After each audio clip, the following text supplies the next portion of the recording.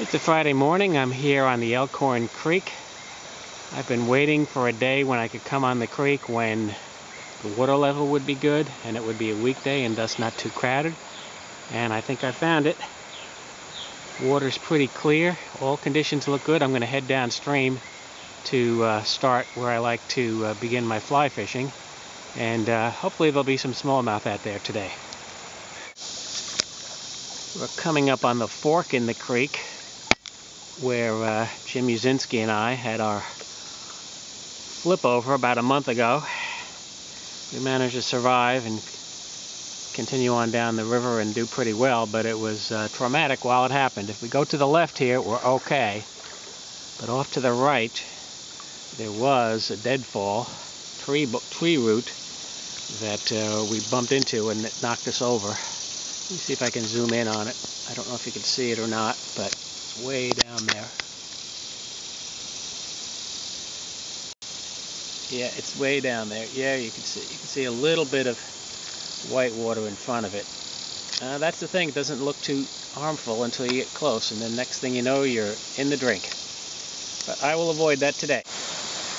Well, here we are at the very first spot where I'm going to fish. Sun's bright today. It's going to be in the low 90s. I'll have to stay wet most of the day or else it'll just get too hot. But I'll probably be fishing poppers as much as I can today. I picked up fish in this little run here you see right in front of us, especially on the left side along those rocks. A little bit of slow water right up against them. Sometimes there are fish hanging out there. We'll see if they're there today. Today I'm going to start off fishing with a fly called a Taps bug. That's sort of what it looks like. Popularized by William Tapley, who used to write a column for Field and Stream magazine. Mostly it floats along the top of the water, and you jig it along the top and create some action, and sometimes you can get a bass to come up and smash it. We'll see if they do that today. Well, I wasn't catching anything on the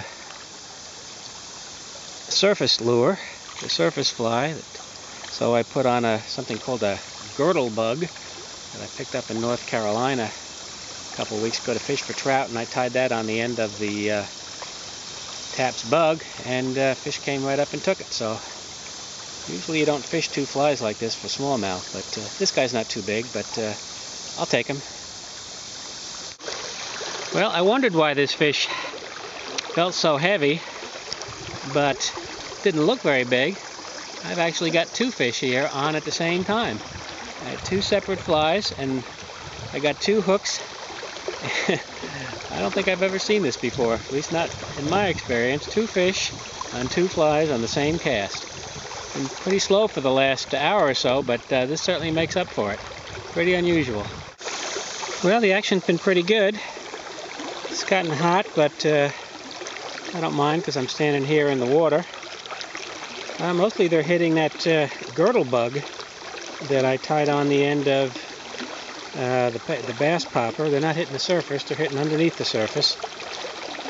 Keeping this guy in the water so he's okay. I lost another fairly big fish earlier when I tied a knot on that was substandard and it broke off, but trying to watch my knots a little better. But let me get this guy off the hook and back. It's about 1:15. Action has slowed down a little bit. I've gotten here to the last stretch that I'll be fishing today. It's usually my favorite stretch. It stays in the shade most of the day. It's got good current and lots of rocks on the far bank that sometimes will hold smallmouth. I'll fish here a couple of hours and head back around 3 o'clock. Well, it's 3 o'clock and I'm about to head home. I would have stayed maybe a little later, but fishing wasn't all that great the last hour or so. Did catch, I don't know, 4 or 5 more little ones in this stretch, but they were 4 and 5 inches. Sometimes the stretch will give up some bigger ones and more of them, but today the water was pretty warm, 84 degrees. I don't know if that had anything to do with it, but couldn't find the big fish today, but I'm going to head down and go on home.